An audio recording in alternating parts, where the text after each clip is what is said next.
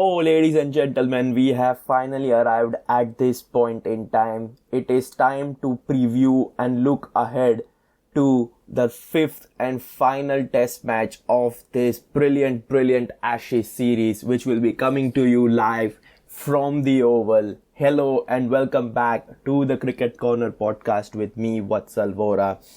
This might be one of the shortest preview episodes that I've ever recorded on this channel and on this podcast, is because that's not a lot to play for really. Yes, the series is still not done, but Australia have retained the Ashes 2-1 in the end after the previous test match at Old Trafford was washed out due to rain, and theoretically it ended in a draw. So that means Australia have retained the Ashes. There is no point that they can now lose this Ashes series. All England can do is to win at the Oval and level the series at 2 apiece.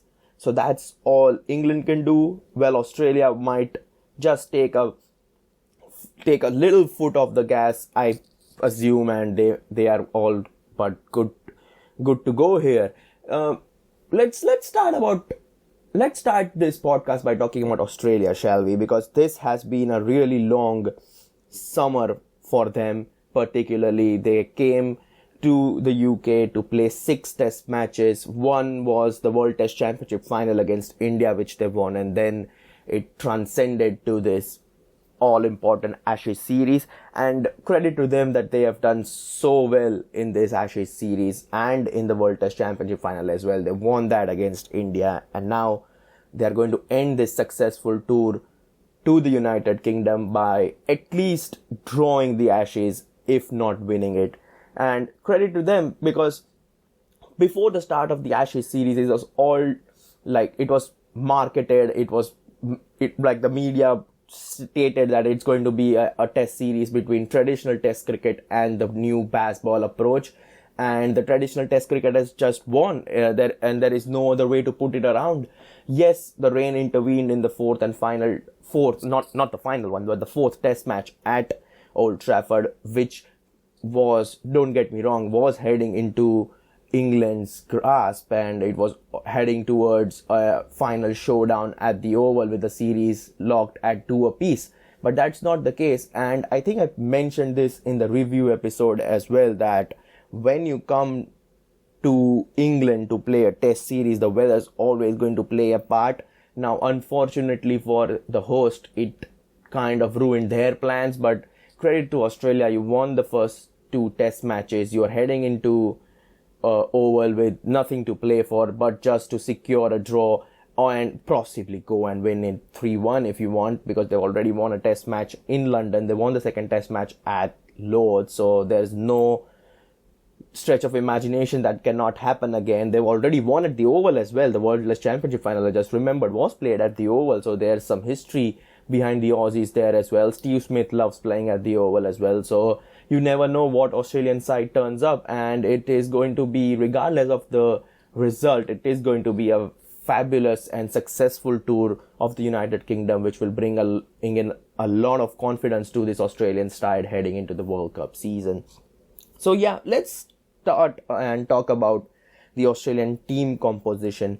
And the loss of Nathan Lyon was one of the biggest loss, because since then they haven't won a test match. They lost at Headingley. They could have lost at Old Trafford, but the game was again washed out due to rain, so that ended in a draw.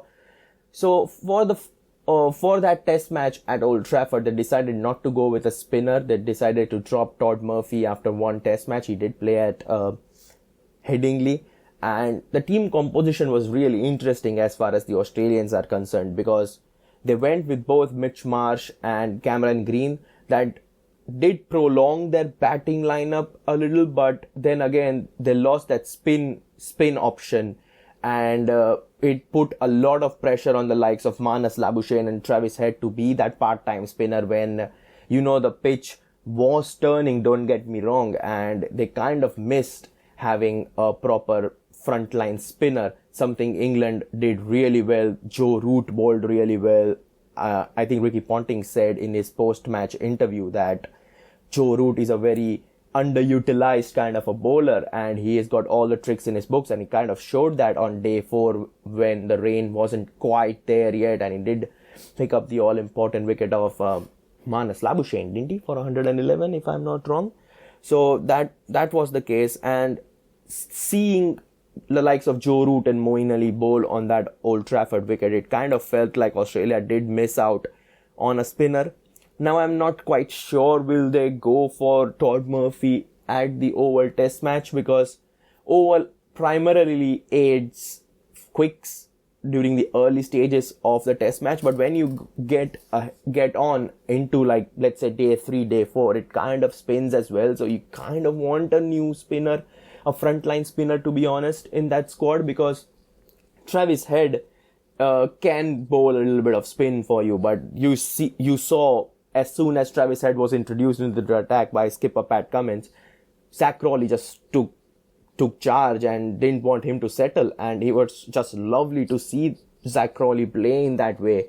I think he reverse swept Travis Head of the very first delivery, and then slog swept him for 6, so like 10 runs of the first 2 deliveries of Travis Head, and they didn't let him settle whatsoever. So if England do play in this aggressive kind of style, which they are going to play, don't get me wrong, this aggressive style of play could easily have seen them level the series 2 apiece, but if that's the case, I guess you can once again assume that they're not going to let the spinners settle in. They're not going to let the likes of Steve Smith, Marnus Labuschagne, Travis Head, whoever's bowling as your part-time spinner, they're not going to let them settle, and it's going to be really tricky as far as the Australians are concerned. So I guess it is going to be a tough call to make, but you either have to drop Mitch Marsh or Cameron Green. Now, don't get me wrong, Mitch Marsh has been excellent with the ball. Excellent with the bat, not with the ball, with the bat. He scored 100 at Headingley, scored a good amount of runs in the Old Trafford Test match as well. I think he did score a half century in the first innings, didn't he? I could be wrong there, but yeah, he did score some useful runs in Manchester as well. So this is going to be a really tricky decision as far as Australian management and Pat Cummins is concerned, because on one hand you want Mitch Marsh just because of his batting, but then again he doesn't contribute a lot with the ball. Cameron Green, on the other hand, he does contribute a lot with the ball. I think he took the all-important wicket of Zak Crawley on 100 and when he was batting at 189. So that's that as well. You can see why Cameron Green also deserves to be in the starting 11. So indirectly, the kerfuffle that Australia currently find themselves into is that there are 3 players and 1 spot in the team, and all 3 of them deserve to play. So you have to make a tough call. Todd Murphy deserves to play because you need a frontline spinner. Mitch Marsh deserves to play because he has been excellent with the bat, and Cameron Green is just Cameron Green. He is capable with the bat. He is very handy with the ball as well. My decision would be to possibly drop Cameron Green because he's coming off a niggle. He played the full Test match at Old Trafford. Maybe give him a rest because the series cannot be lost at this point in time. Go with Mitch Marsh because he doesn't deserve to be dropped after the effort he's put in with the bat over the past 2 Test matches. And you can then slot in Todd Murphy perfectly. Sorry, there is 3 players, 2 spots, not 1 spot, but you get the point what I was trying to make earlier in this podcast. So yeah, that's Australia, because another change which Australia usually used to make is play Scott Boland every other Test match, but I think that experiment hasn't worked out since his time at Headingley. He didn't bowl well. Josh Hazlewood comes in, picks up 5 wickets, so I think Josh Hazlewood, Mitchell Starc and Pat Cummins will be playing this Test match regardless of the conditions and what permutation combination you want to adapt in this final Ashes Test match. So that's the Australian kind of things. I think it is very, very easy to name the Australian starting 11 after all the good matches that they have played leading up from the World Test Championship final to this 5th and final Ashes Test match. But for anyone new who is listening, this is my predicted playing 11 for the Australian side. It will be Usman Khwaja and David Warner to open. It will be Manas Labuschagne at 3. It was lovely to see him score runs. He's got a few starts here and there, but it was lovely to finally see him convert that start and make it into 100. He scored 111 in the second innings against England at Old Trafford. So he will be playing at number 3. Steve Smith at 4. He loves playing at the Oval, as I mentioned already. So you are expecting big things coming out of his bat. Travis Head at 5. Then Mitch Marsh at 6. Alex Carey at 7. Mitchell Starc, Pat Cummins, Josh Hazelwood, and Todd Murphy. That would be my predicted Australian 11 for the 5th and final test match at Oval. I'm once again very sorry for Cameron Green. Well, I'm talking as if it is definitely Cameron Green who's going to be dropped off, because there can be a possibility where Australia don't need a frontline spinner and they go with an unchanged team as well. So you never know. But for me personally, a spinner is must on the Oval track. You saw how much India missed Ravichandran Ashwin in that World Test Championship final. Don't get me wrong, I'm not saying that the two pitches are going to be exactly identical, but you get the point that you need a frontline spinner, and Australia should not make that mistake of leaving out one for the 5th and final test match. Hey, there is a series online, you can still win it 3-1 and completely rub into the English wounds. So why not go for your best team and do that? So as far as England is concerned now, I think England finally nailed their team in the Manchester Test. That's what I was going to say, and it felt like it was all going towards a mammoth victory until the rain kind of intervened their plans. But credit to England, I guess. There was a lot of question marks surrounding this baseball kind of approach, the aggressive kind of approach after they were 2-0 down after the first 2 test matches, after the Lord's Test match. But they stuck with the game plan.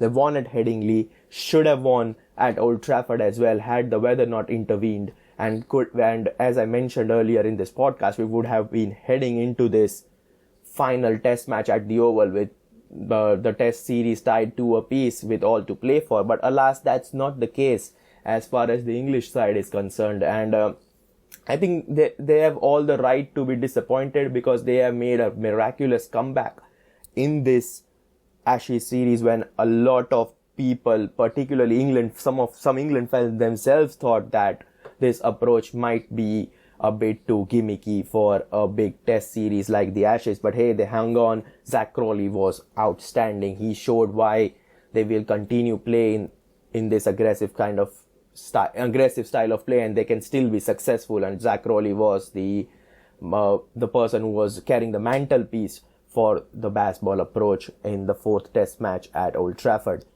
As far as England's side is concerned for this 5th and final test series, so for 5th and final test match, that is, I think the only change that England can make right now is to possibly drop James Anderson and play someone like Ollie Robinson or Josh Tong in the side.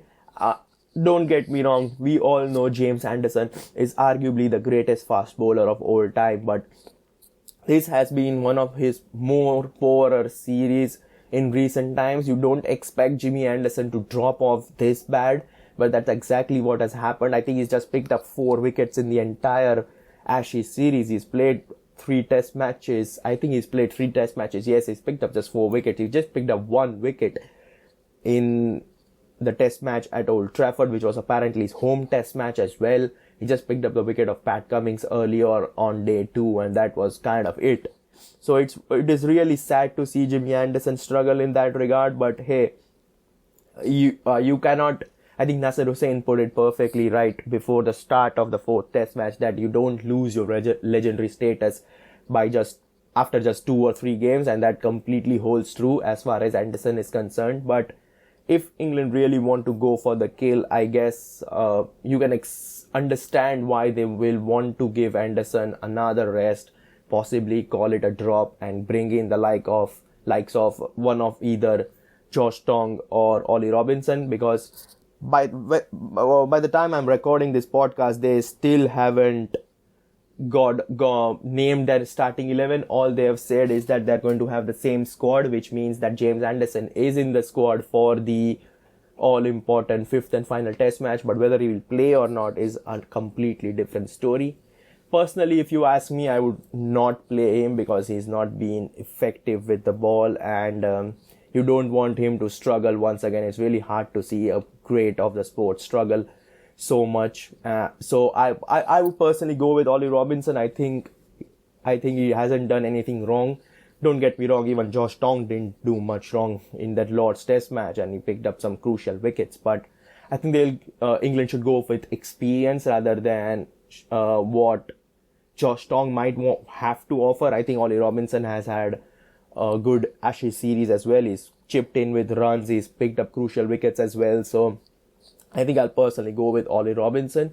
Apart from that, I don't see England making a host of changes as well. I think they've settled on a good lineup. I think the return of Mark Wood and Chris Woakes was completely important as far as this Ashes series is concerned. And ever since the two have joined this starting 11, I think in the level at which England play the Test cricket has just gone up a notch. They have now a good quick bowler. They have a handy batsman in the form of Chris Woakes. They have a good quick bowler in the form of Mark Wood. So that has added a whole another complexity to this English side, and now it feels like a Test side which is really looking good and is playing cricket at the best level possible.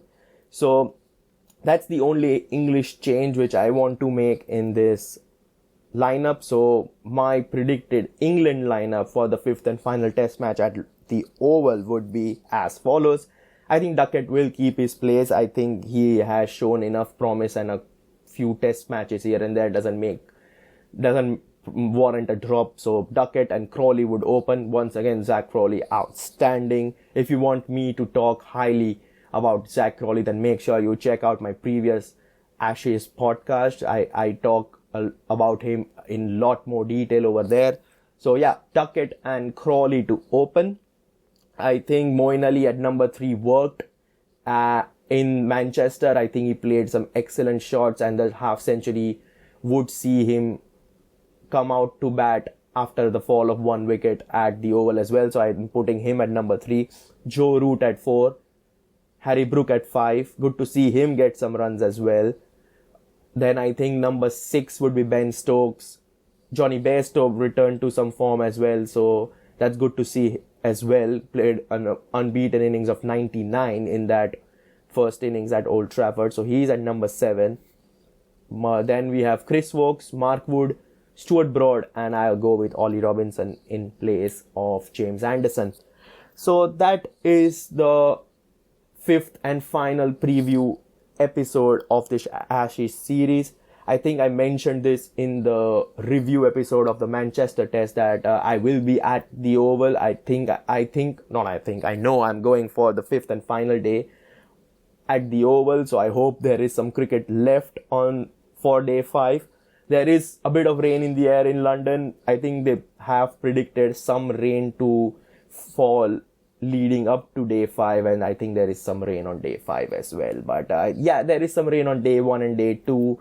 Day 3 and 4 are kind of, a bit of partly cloudy, bit of sunny here and there. But once again, there is rain forecasted, but not as much as it fell in Manchester. So fingers crossed that this Test match is not rain affected and we can get some proper Test cricket for one final time before we eventually shift our attentions to the limited overs format, one-day international format in particular, as we build up towards the World Cup. But hey, this Ashes series is going to be one which will be stamped in my mind as one of the most brilliant series to watch. I think 2023 has served up with some great Test series. We had a wonderful Border Gavaskar series. We had a great World Test Championship final as well, and now we are having a great Ashes series. So Test cricket, yes, it is finally back and it's really fun covering, but this is going to be one final Test match that we cover on this Cricket Corner podcast, and it's going to be a sad ending to the Test scenario. I think the Test series which I personally am looking forward to is England's tour of India that is coming in February, if I'm not wrong, February 2024. We just had the schedule, but we'll talk about that in the Ashes review. Thanks for tuning in for all these Ashes podcasts. I hope you enjoyed it. If you liked what I talked about in this edition of the Ashes podcast series, then make sure you're giving me those juicy 5-star ratings on Spotify and Apple Podcast. If you're listening this on YouTube, then make sure you're liking, sharing and subscribing. However, for the time being, this is me, Vatsal Vora, signing off. Ciao for now.